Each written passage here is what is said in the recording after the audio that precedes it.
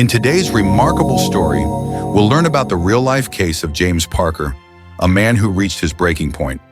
Unemployed, without family, and without hope, James believed there was no reason to keep going.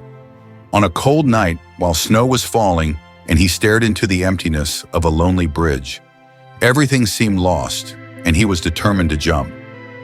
But it was in that moment that something unexpected happened. A soft voice interrupted his dark thoughts and changed the course of his life forever. Who was the mysterious lady with the yellow umbrella? What did she say that made James reconsider his most difficult decision? And how did this encounter not only transform his future, but also that of so many others? Get ready for a story of overcoming, new beginnings, and a mystery that will surprise you from start to finish. Don't go anywhere, because you'll want to know how a simple act of kindness can save a life. And if you want access to an exclusive selection of real stories that will make you laugh, cry, and reflect, subscribe to the channel right now. James Parker was an ordinary man. At 42, he believed his life was on the right track. A manager at a big company, father of two, and a dedicated husband. But like a house of cards blown down by the wind, everything began to crumble. First came the unemployment. The crisis hit the company where he worked, and the resignation letter was placed on his desk with an apology that wouldn't pay the bills. The impact was immediate. Savings disappeared, one after the other, and debts began to snowball. The pressure shattered his marriage. They argued over anything: the lack of money, overdue bills, uncertainty about the future, until one day his wife simply said, "I can't take it anymore. I want a divorce." He tried to argue, beg for another chance, but she had already decided. With her bags packed, she left, taking the children with her. James was left behind in a house that would soon no longer be his. Within weeks, everything he had was reduced to a small rented room in a dilapidated building. The loneliness was suffocating.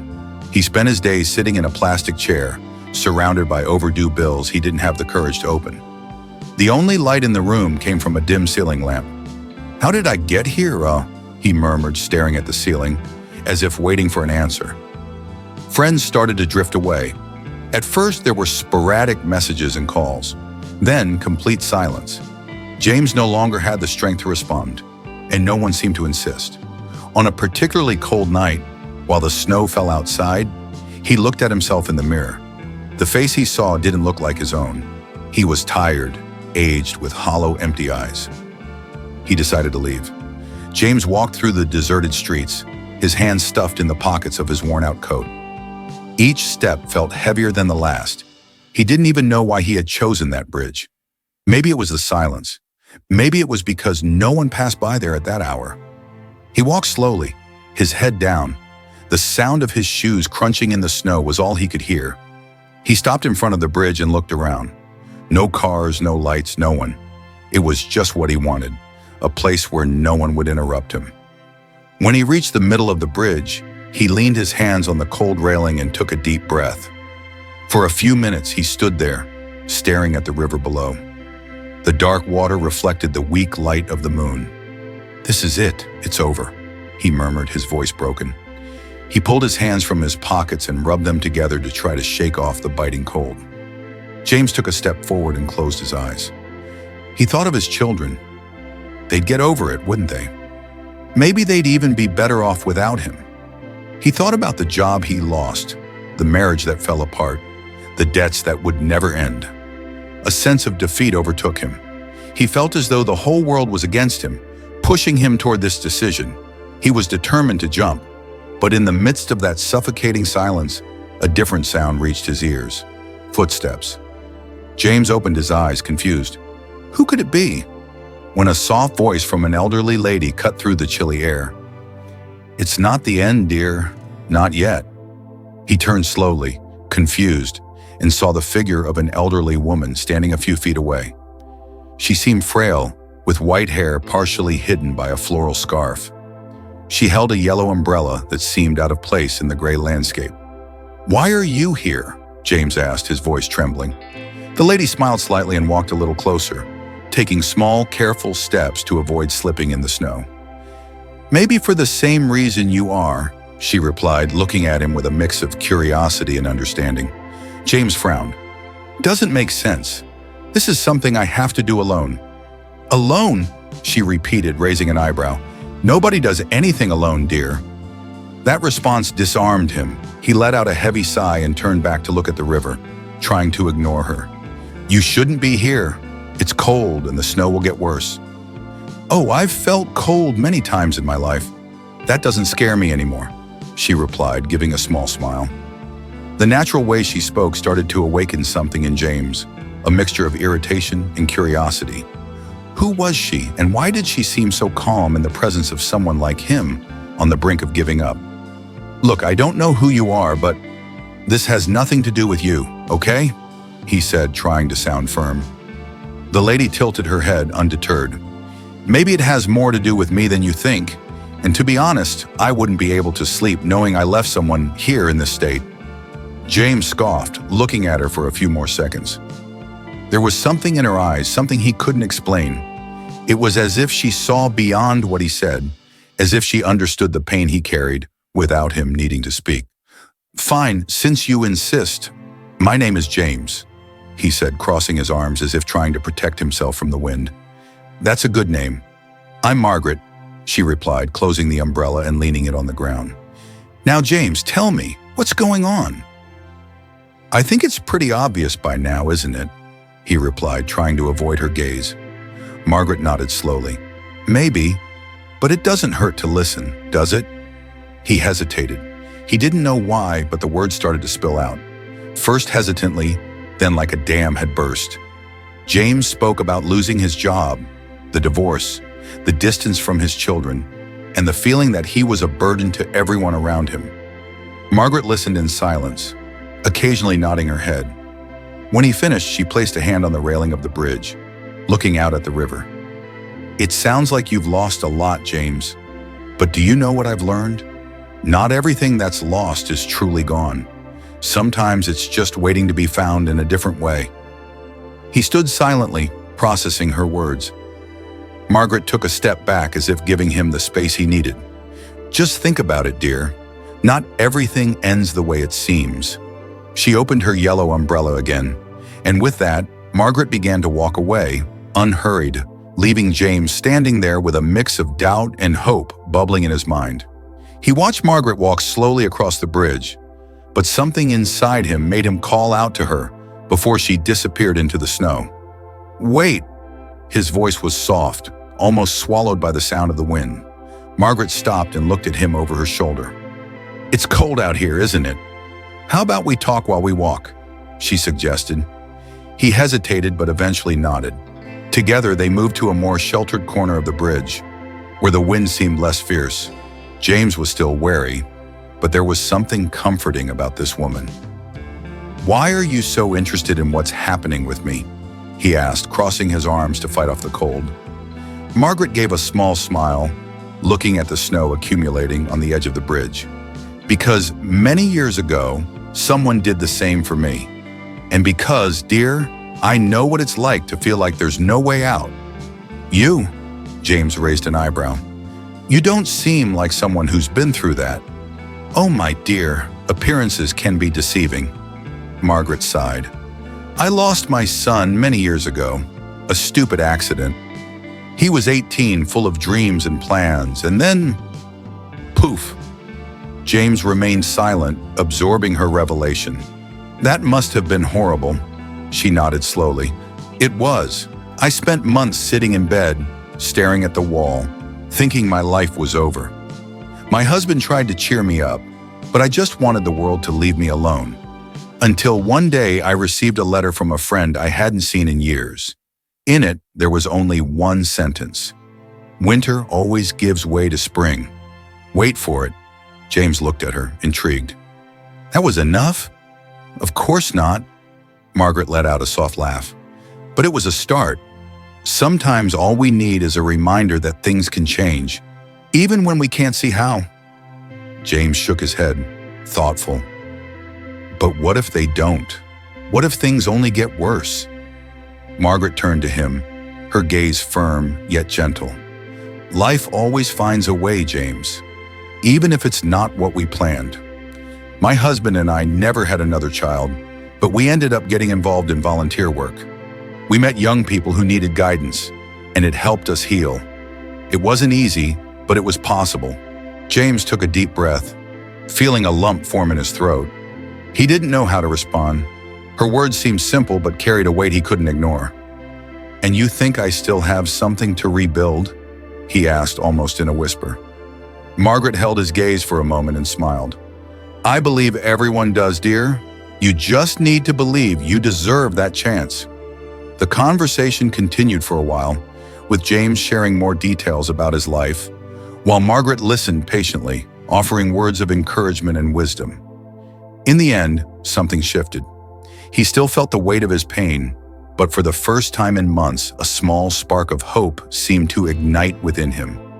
Margaret adjusted the yellow umbrella in her hands as the snow continued to fall, heavier now.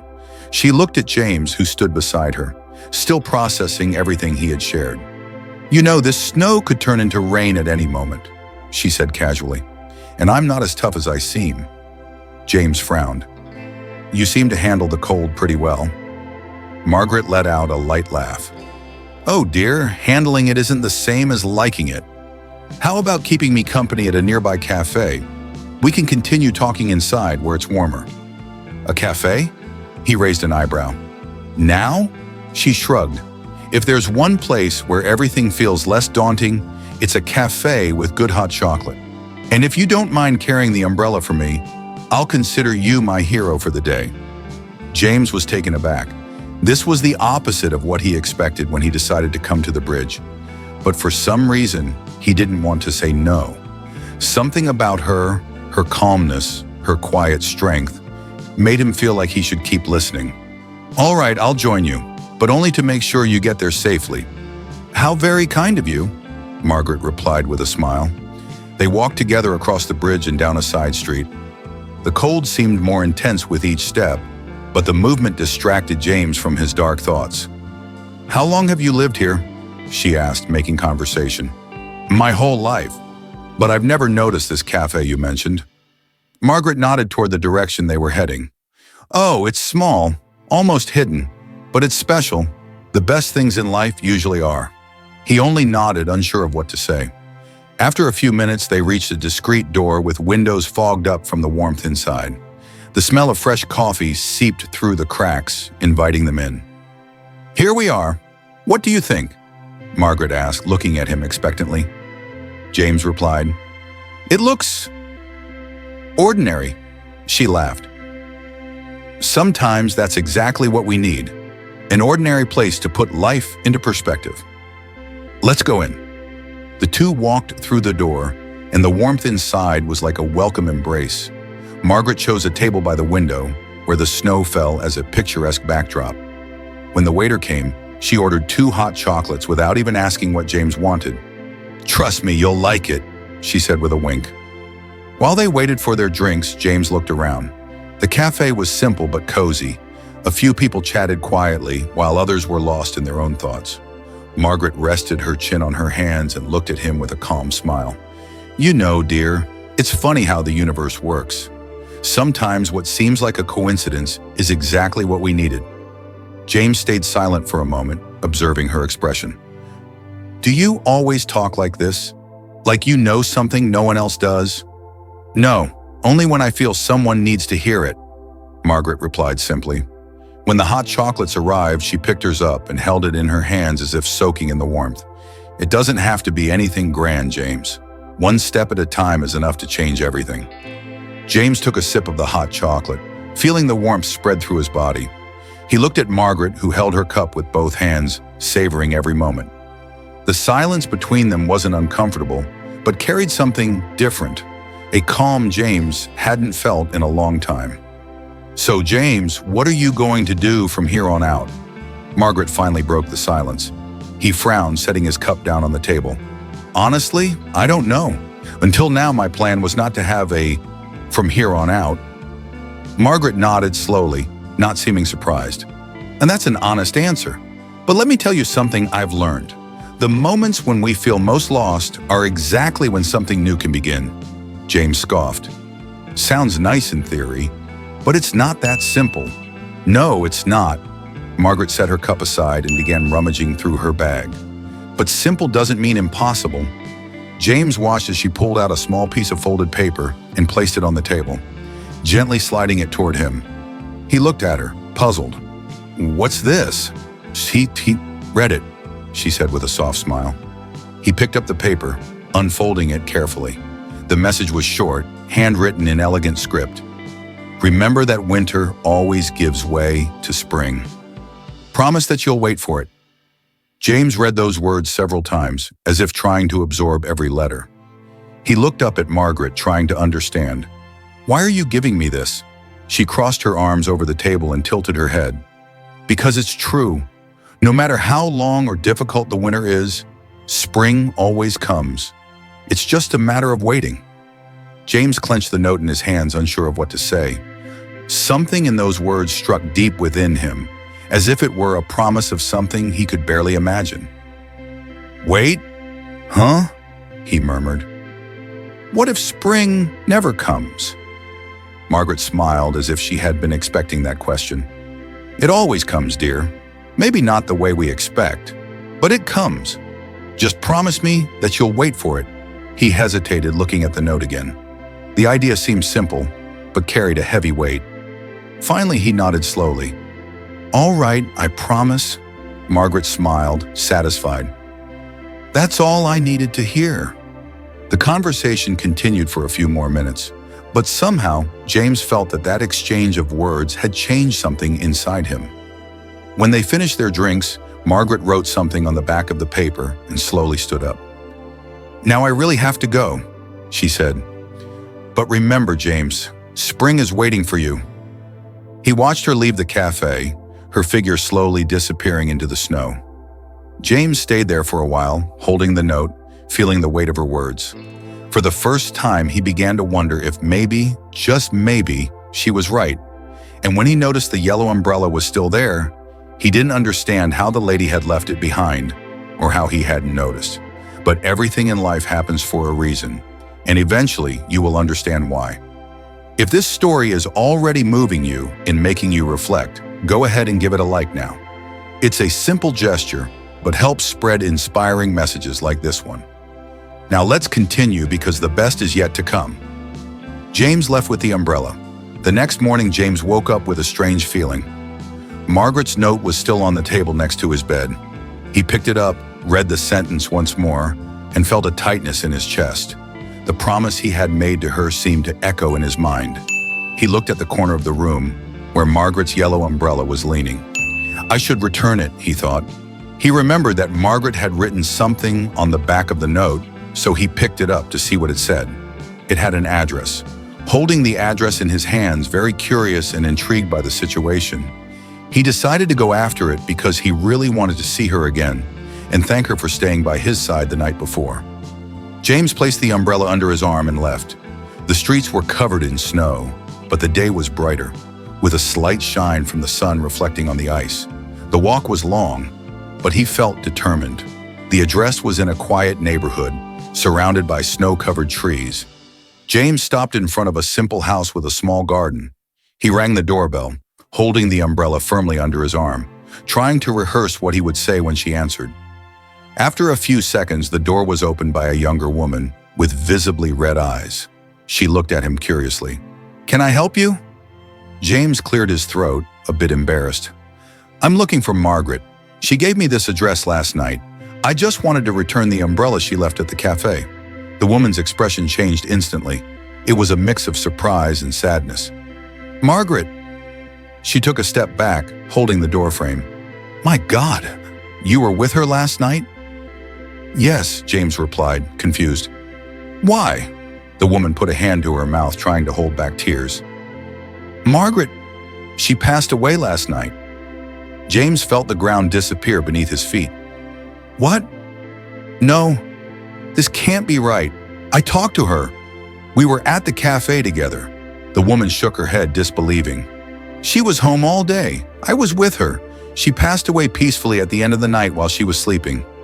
James didn't know what to say. The yellow umbrella felt heavier in his hands now.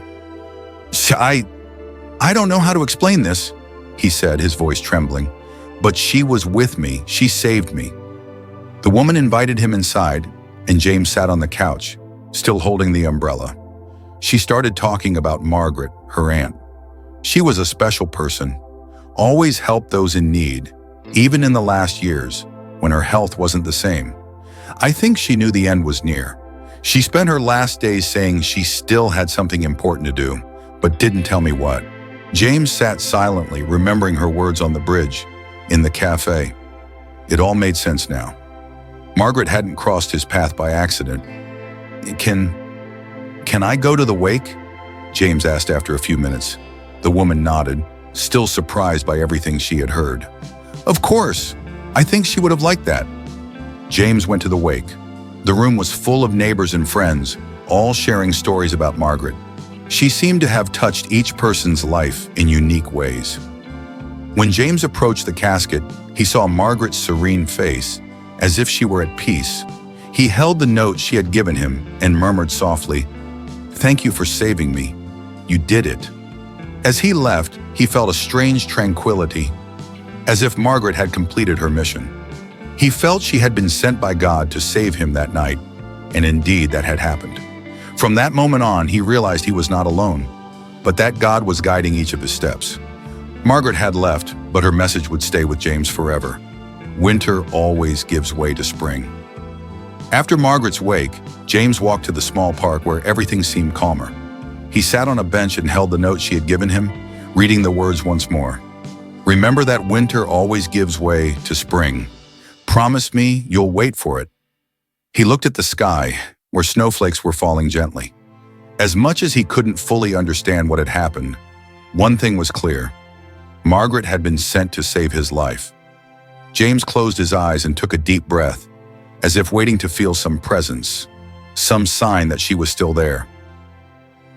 "Thank you, God, for not leaving me alone," he murmured, the words coming from the bottom of his heart. In the days that followed, Margaret's figure remained alive in his mind. Her words echoed, not as an obligation, but as a calling. He had promised to wait for spring, and now it was time to start. James decided he couldn't do this alone. The next day, he sought professional help. Sitting in front of a therapist for the first time, he told his story, from the bridge to Margaret. For the first time in years, he felt like he was truly being heard, and that there was a way ahead. Little by little, other changes began to happen. James picked up the phone and called his ex-wife, not to ask her to get back together, but to apologize for having distanced himself from the children. "I know I've made many mistakes, but I want to be part of their lives again." She hesitated, but agreed. The first meeting with the kids was emotional. They hugged him, and James realized there was still time to win back that love. Inspired by Margaret's words, James also decided to find something that would reconnect him to the world. A poster at the entrance of a community library caught his attention. "We need volunteers to help organize books and activities." He went in and asked how he could help. Even though it was a simple task, James found a sense of purpose there. He talked to people, helped children find books, and felt like he was, in some way, giving back the second chance he had received. During a break, he sat at a table with his cup of coffee. He took Margaret's note, which he now carried with him all the time, and read it again. "Thank you, God, for giving me this chance to start over." Every day, James felt his faith grow within him. It wasn't just the promise of Margaret that he wanted to honor. It was the certainty that God had reached out to him at the darkest moment and sent an angel to remind him that his life still had value. Spring was still distant on the calendar, but within James it had already begun to bloom.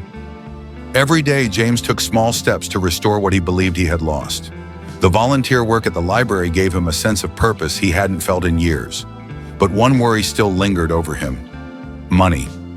The accumulated debts and lack of income were a constant weight in his thoughts, though he tried not to let them dominate him.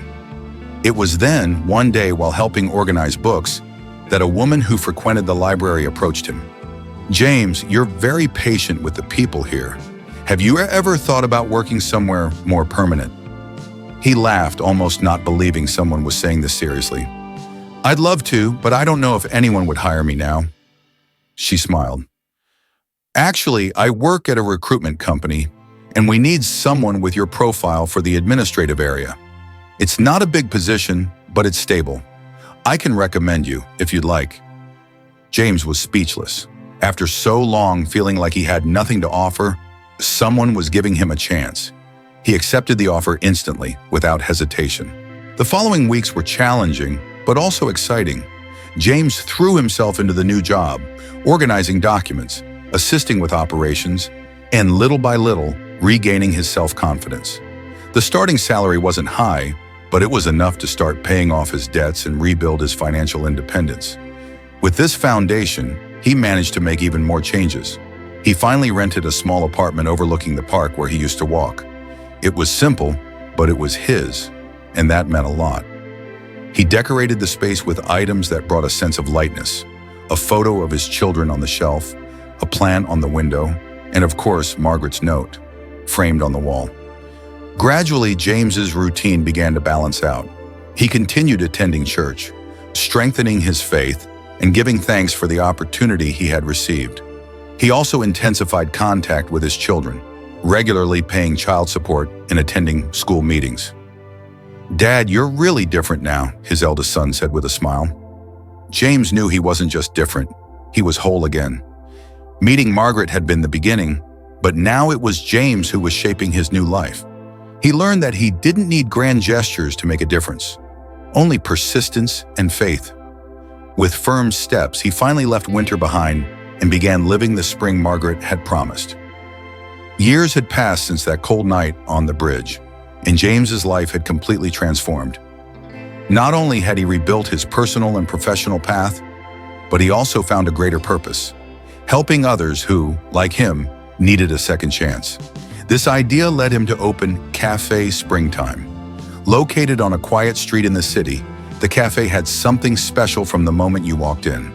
The atmosphere was welcoming, with light wood tables, soft lighting, and a shelf full of books that customers could read while enjoying their drinks. At the entrance, a plaque bore an engraved phrase, "Winter always gives way to spring." This was the heart of the place, a message James wanted to share with everyone who passed through. The cafe quickly became more than just a place to eat or drink. It was a refuge. James made it a point to talk to customers, especially those who seemed lost or burdened. He offered more than coffee and cakes. He offered empathy and attention. One day, a young woman came in, her eyes red from crying. James noticed immediately, and instead of simply taking her order, pulled up a chair to sit beside her. "Is everything okay?" he asked, his voice gentle and without judgment. The young woman hesitated but eventually opened up. She talked about problems at work, the feeling of failure, the fear of never being enough. James listened attentively and, in the end, handed her a small handwritten note. "Read this when you have a moment," he said, smiling. The note contained the same phrase Margaret had given him years ago. Stories like this happen often at Cafe Springtime. People came and went, some just for a quick coffee, others seeking solace during a tough time. James knew he couldn't save everyone, but he believed that small gestures could make a huge difference. On the cafe wall, in a simple frame, was Margaret's original note, the one that had changed his life. Beside it was a photo of her smiling, with the yellow umbrella in her hand. It was James's way of honoring the woman who had been sent to save his life and who, in some way, continued to inspire everything he did. Cafe Springtime was a symbol of hope, a place where people could find warmth on cold days and strength during difficult moments. For James, it was more than a business. It was proof that spring always comes, no matter how long or harsh the winter has been. If there's one thing James and Margaret's story teaches us, it's that life always finds a way to surprise us. No matter how difficult the winter you're facing now, remember, spring always comes. It may take time, it may be challenging, but it will come. Maybe you're going through a tough moment, feeling like there's no way out, or perhaps you know someone who is. Margaret's message is for all of us. Promise me you'll wait for spring. Never underestimate the power of a simple gesture, a kind word, or a prayer. Sometimes all we need is a little push to realize there's still a way, there's still hope. If this story touched you in any way, share it. Someone close to you, or even someone you don't know, might need to hear this very message. Spread the word that there's always a new season ahead and that we all deserve to wait for it. Let's show together that kindness, faith, and hope have the power to change lives. And when the winter feels too long, remember, spring always comes.